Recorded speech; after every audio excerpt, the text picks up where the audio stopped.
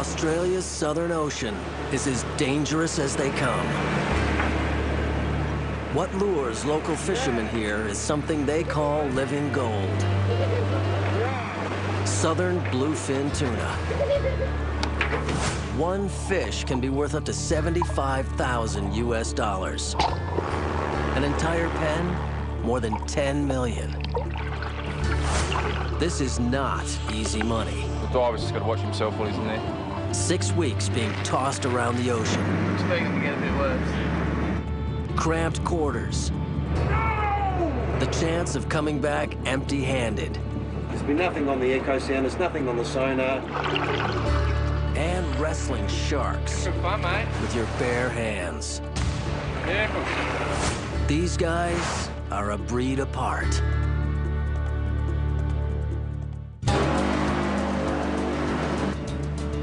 Off the coast of South Australia, tuna fishermen have an emergency on their hands. Tuna caught at sea are kept alive in pens while they're towed back to shore. After they've been fattened up in tuna farms, they're sold to Japan and turned into sushi and sashimi. It's big money.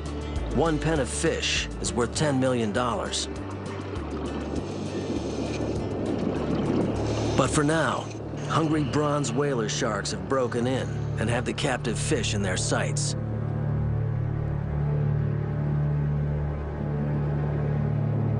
If a shark bites just one tuna, it could cost the fishermen tens of thousands of dollars.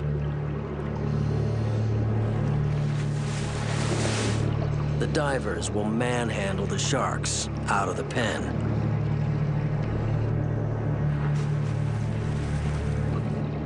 Sharks are usually the attacker.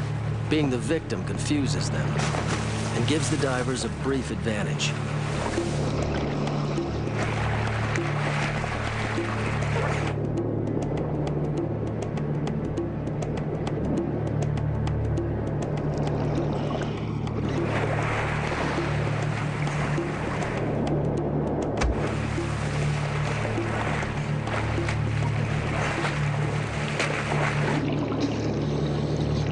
Wrangling sharks is a risk tuna fishermen must take on every trip.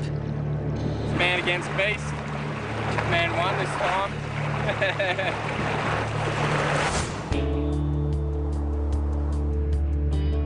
Dockside at Port Lincoln, Kingfish is about to leave for the tuna fishing grounds. Soon she'll be over 100 miles out to sea in the treacherous Southern Ocean. Kingfish is the towboat. It's her job to tow the pens used to transport live tuna back to port. From December to May, a river of migrating tuna stretches from South Africa to Australia and beyond.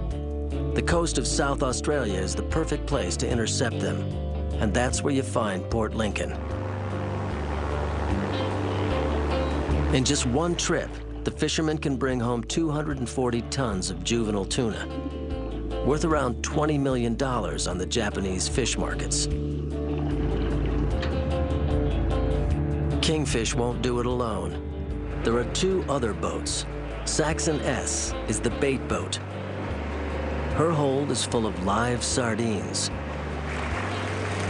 The crew of Saxon finds the tuna and lures them towards the net. The Independence is the catch boat. She nets the fish, and in the middle of the ocean, the tuna are transferred to transport pens. Kingfish, the towboat, must leave port first. The transport pens are big, heavy structures. It will take Kingfish up to 2 weeks to tow them to the fishing grounds. The fishermen go about their work, hardly talking. Their minds are on the dangerous and grueling trip that lies ahead. The most risky job of all is being a diver. Matty, head diver on Kingfish, is saying goodbye. His wife puts on a brave face. She knows it's unlikely anything will go wrong. She also knows men have recently been killed doing Maddie's job. Goodbye. But the adventure and the pay are too good to pass up. In the hills above town, Damo, another vital member of the Kingfish dive team, is running late. It's saying goodbye to Kobe, an orphan kangaroo that's holding him up. You be a good boy. Then there's Jolie. When you're going to sea for 6 weeks, it's not easy to drag yourself away.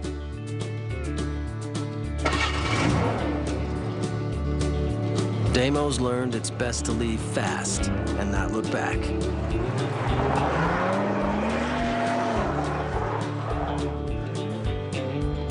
On Kingfish, it's day 1 of at least 40 days at sea. The final countdown has started.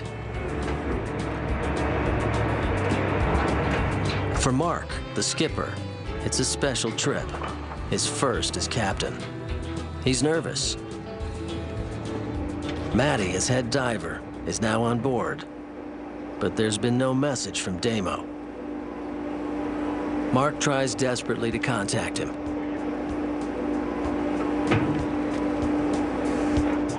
In the engine room, Liam makes final checks. Perfect. Ready to do about 500 hours straight. The engine's a mighty Detroit diesel, and she's a regular gas guzzler. Liam's had to load 11,000 gallons of diesel.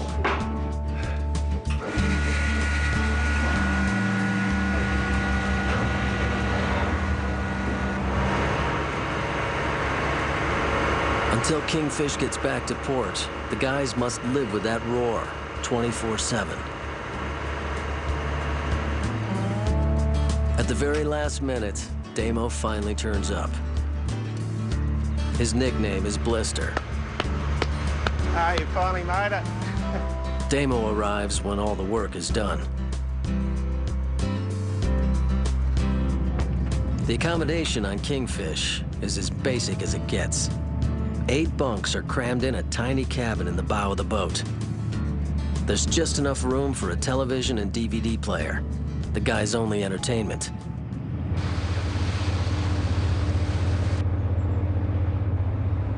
Catch you soon. As the boat pulls out, last calls are made on cell phones. There'll be no signal at sea.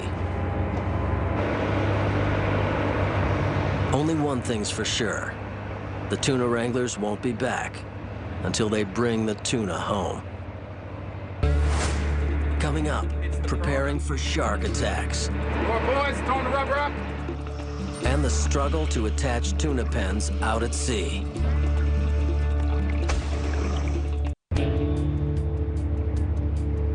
As the tuna boat Kingfish pulls out of port, the crew is tense. They're headed into one of the wildest seas in the world. They won't be back until the tuna are caught. It's a heavy load for a young skipper to shoulder.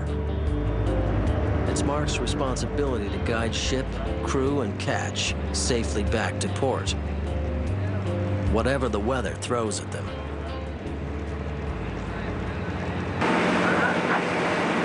The Kingfish dive team is already in action. Roger, diver, 1, 2, 3. 1, 2, 3. Before they leave the bay, they must attach tuna transport pens to the boat in shark-infested waters. Port Lincoln Bay is known as the Great White Shark Capital of the world. Damo prepares a primitive shark gun, known as a powerhead. These are normal shotgun cartridges. Put the cartridge inside here. And detonation is basically by hitting that on the shark's head. The gun must be 100% reliable. To keep the cartridge dry, the guys use something else made for reliability: a condom. The problem for divers is they often don't see a great white before it hits them. The shark mounts a surprise attack from below. If the first bite doesn't kill, there's a good chance the victim will die from massive trauma or blood loss. On the bridge of Kingfish, Mark keeps a close eye on his screens. He's reached the edge of the bay and is navigating through the tuna farms. This is where tuna are fattened up after they're brought in from the ocean. It wasn't always done like this. In the early days, tuna were caught with poles. Almost anything shiny, even a hook, looks like a small fish to a tuna. They gobble it down. Tuna are always hungry.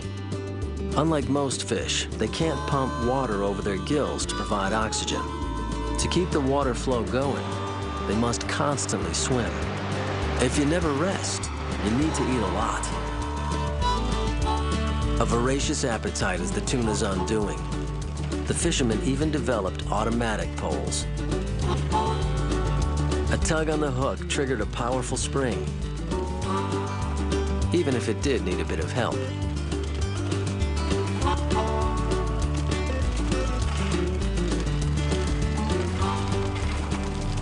Millions of dollars were made fast, but by the late 80s, way too many fish had been pulled from the ocean. Strict fish quotas were established to limit the number caught. If you're catching less fish, you need them to fetch top dollar. That's when the locals came up with the idea of catching young tuna and fattening them up in fish farms. The tuna are harvested by hand to avoid any bruising. One perfect fish can fetch $75,000 US on the Japanese market. Up to 3,000 fish are housed in each farm pen. If kingfish hit one, it could write off millions of dollars worth of stock. To make things more difficult for Mark, the sea is getting choppy. All right, boys, time to rubber up. Get wet. The divers are about to attach the two pens. Choppy water means poor visibility, a problem with sharks around. No, there's always a few nerves diving on the outside when the visibility's not that good. It's always a worry, but yeah, you get used to it. At 120 feet across, the transport pens are much bigger than the farm pens. Each one can hold 11,000 live fish. It's a robust structure, built to withstand storm force conditions. The outer ring is made from 36-foot lengths of high-density polyethylene tubing filled with polyurethane foam. It's the tubing normally used for sewer pipes or gas distribution, where durability is a must. The divers must first adjust the ballast weights that keep the pen steady. While Maddie works, another diver keeps watch, shark gun at the ready. A great white has come in to investigate, but it's not coming in close. That's the good news. Any diver will tell you, it's the sharks you don't see that are the dangerous ones. Once the weights are in place, a series of ropes are attached to the front of the two pens that will eventually be joined to one massive tow rope. Robbie Staunton, manager, has sped out to join the team. Okay, so what we're doing here is just coming in to retrieve the 10 towing bridles. Once I've got all 10, we'll feed the tow rope through and we're right to go. When you're pulling millions of dollars worth of fish, you need to be 100% sure your tow rope doesn't snap. No chance with this monster. It's 6 inches thick and made of 8-plat polypropylene, one of the world's most rugged plastics. There's over 1,300 feet to be played out. The length avoids any stress on the